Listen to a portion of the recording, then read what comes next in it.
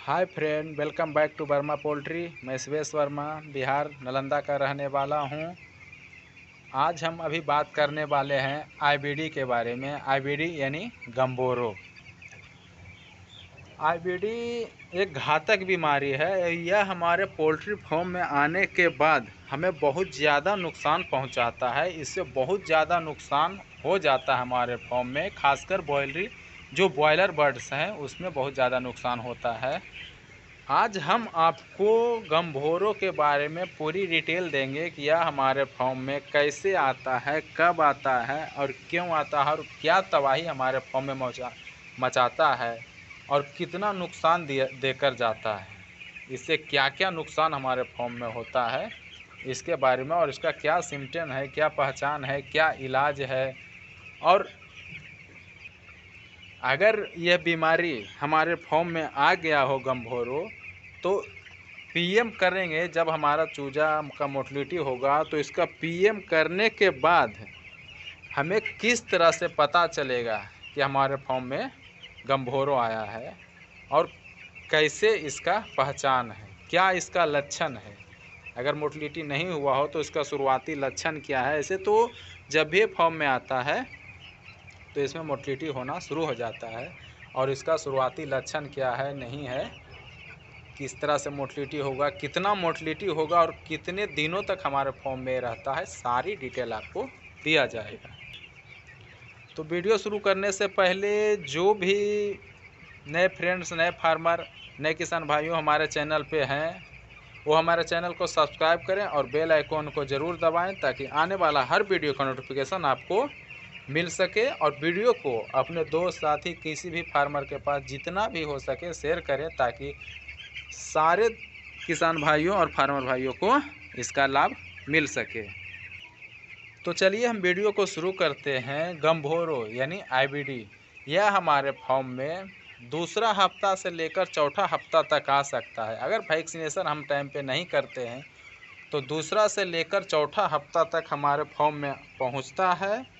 और देसी मुर्गियां में इसका खतरा कम होता है, क्योंकि देसी मुर्गियां स्ट्रॉन्ग होती है, इसलिए उसमें बहुत कम में पाया जाता है। और बॉयलर मुर्गियां देसी मुर्गियों की अपेक्षा थोड़ा स्ट्रॉन्ग नहीं होती है, ये कमज़ोर होती है, इसलिए बॉयलर में ज़्यादा पाया जाता है। ऐसा नहीं है कि देसी में नहीं होता है, देसी मुर्गियां में भी ये बीमारी गंभोरो आ जाती है, पर उसमें इसका खतरा बहुत कम होता है, क्योंकि उस हिसाब से इसका इम्यून सिस्टम बहुत मजबूत होता है। इसलिए कभी भी देसी मुर्गियां में ये नहीं पाया जाता है। बहुत कम केसेस ऐसे आते हैं कि देसी मुर्गी में इसका ट्रेस मिलता है।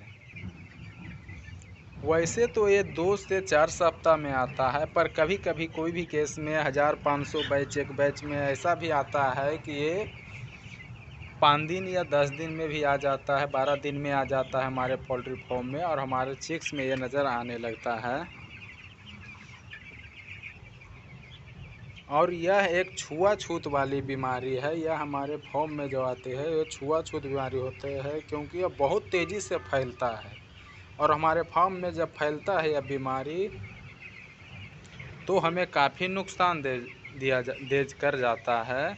और ये बीमारी फैलने का मुख्य कारण है जो वायरस है, जिसको हम रियो वायरस कहते हैं या तो फिर प्रिन वायरस कहते हैं। ये भी वायरस के वजह से ही हमारे फार्म में ये बीमारी आता है। यह एक बर्ड से दूसरे बर्ड में भी फैलता है, या तो फिर लिंटर के माध्यम से फैलता है, जब लिंटर पे बीट किया तो उसके माध्यम से फैलता है, या फिर ड्रिंकर के माध्यम से भी फैलता है। ड्रिंकर में एक ही ड्रिंकर में बर्ड पानी पी रहे हो, एक ही फीडर में सब खाना खा रहे हो हैं, इसके माध्यम से भी ये हमारे फार्म में फैलता है। और आपस में एक दूसरे को टच करने के माध्यम से भी ये वायरस फैल सकता है, क्योंकि मैं पहले बता दिया हूँ कि यह एक छुआछूत का बीमारी है गंभोरो। इसके लिए फार्म में बहुत तेज़ी से फैल जाता है। या तो फिर इसका हमारे फार्म में आने का एक मुख्य रास्ता यह भी है कि या आप दूसरे फार्म से आए हो या दूसरे फार्म से कोई व्यक्ति आए हमारे फार्म में, तो फैल सकता है। या तो फिर आप ड्रिंकर, फीडर या फिर फीड भी अगर मंगाए हो, अगर वहाँ पे कोई कहीं फैला हुआ है, बीमारी आया हुआ है, तो ये हमारे फार्म में फीड जो ट्रांसपोर्टिंग से आता है उसके माध्यम से भी हमारे फार्म में आ जाता है बीमारी। और हमारे बर्ड में हम ये वायरस जो रियो वायरस है वो मुर्गी के आँख, नाक, कान, मुंह के द्वारा ही हमारे बर्ड के शरीर में चला जाता है, जिससे इसको नुकसान होना शुरू हो जाता है। बर्ड में आप जब भी बीमारी आएगा या वायरस जब भी के संपर्क में आपका चिक्स आएगा तो सबसे पहले आप देखेंगे कि इसका बर्ड का जो होता है वो सुस्त दिखाई देगा। बहुत ज़्यादा बर्ड सुस्त होगा, वो उसके पास जाने के बाद भी दौड़ धूप कर नहीं हटेगा, ऐसा प्रॉब्लम होना शुरू हो जाएगा। वो थोड़ा बहुत ज़्यादा सुस्त दिखाई देने लगता है। और मोटिलिटी अगर आज 1 हुआ है, 2 हो रहा है तो कल होकर सीधा मोटिलिटी बढ़ जाता है। बर्ड का मोटिलिटी 25, 30, 50 की संख्या में हो जाएगी, धीरे धीरे मोटिलिटी बढ़ता ही जाएगा, इस तरह से हो जाता है।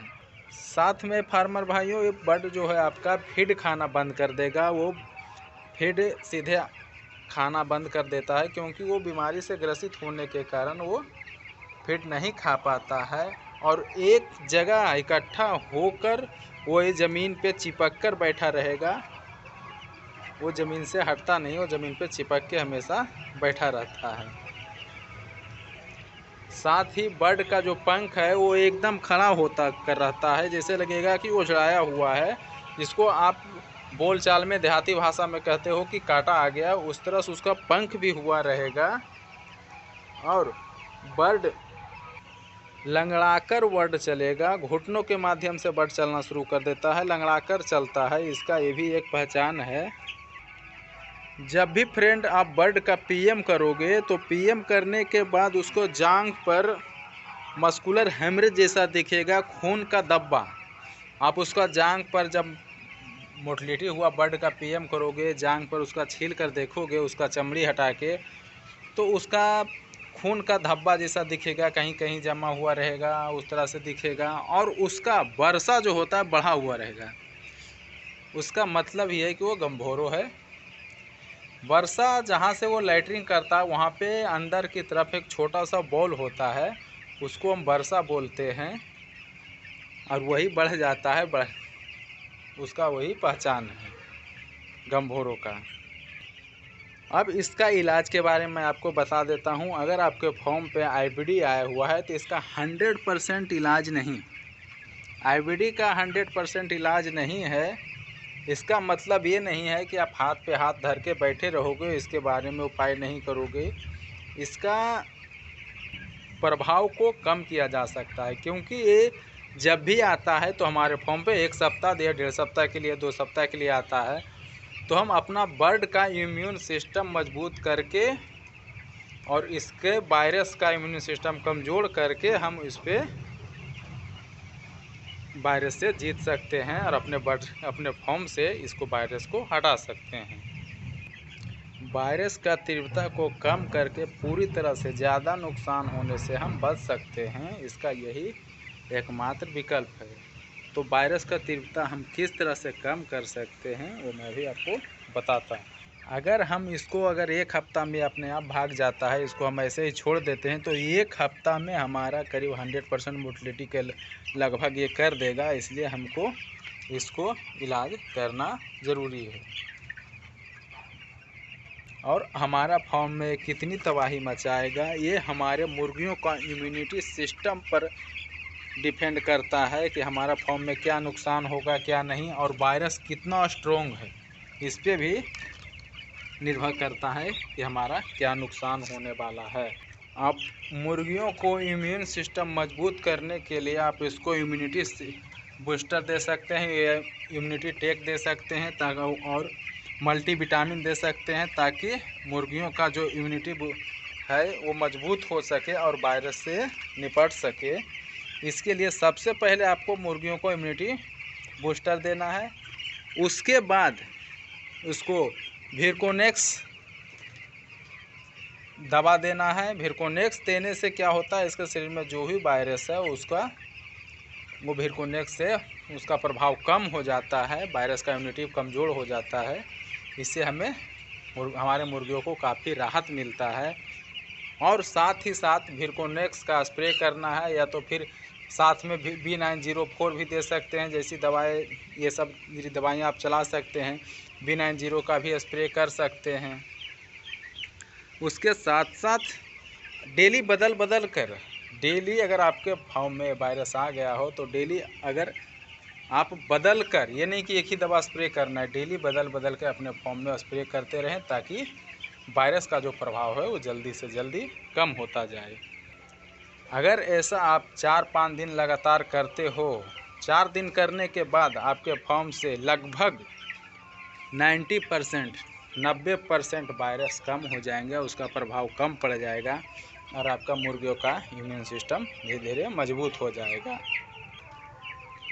स्प्रे करने से हमें यही फ़ायदा मिलता है कि जो भी लिंटर पे वायरस है या फिर जाली पे है, दीवार पे हो या फिर फीडर या ड्रिंकर पे कहीं भी वायरस रहता है तो उससे उसका छुटकारा हो जाता है, उससे वो खाक हो जाता है और हमें वायरस बहुत कम पनपता है हमारे फॉर्म में। इसलिए हमें डेली डिसइंफेक्टेड बदल बदल के स्प्रे करना चाहिए। और ऐसा करने के बाद अगर आपके आसपास कोई पोल्ट्री डॉक्टर है, अगर कोई मुर्गियों का देखभाल करने वाला जो डॉक्टर है, उससे भी जाके सलाह लेना चाहिए और उनको जो भी डिटेल है, जो भी अपने फॉर्म में आप उपयोग किए हो, उनको सही सही बताना चाहिए, बता सकते हैं और उनका निर्देश का पालन करें। अगर आपको पोल्ट्री संबंधित कोई भी जानकारी चाहिए तो हमारे कमेंट बॉक्स में कमेंट करके वो हमसे भी आप पूछ सकते हो। जो भी होगा उसका 100% निदान किया जाएगा, सही जानकारी दिया जाएगा। और जो भी किसान भाइयों, फार्मर भाइयों, जो भी दोस्त लोग हमारे चैनल पे नए हैं वो हमारे चैनल को सब्सक्राइब करें ताकि और बेल आइकॉन ज़रूर दबाएं ताकि आने वाला वीडियो का नोटिफिकेशन आपको मिल सके। और वीडियो को जितना हो सके उतना शेयर करें ताकि सभी फार्मर भाइयों और किसान भाइयों को इसका लाभ मिल सके। धन्यवाद दोस्तों वीडियो को लास्ट तक देखने के लिए।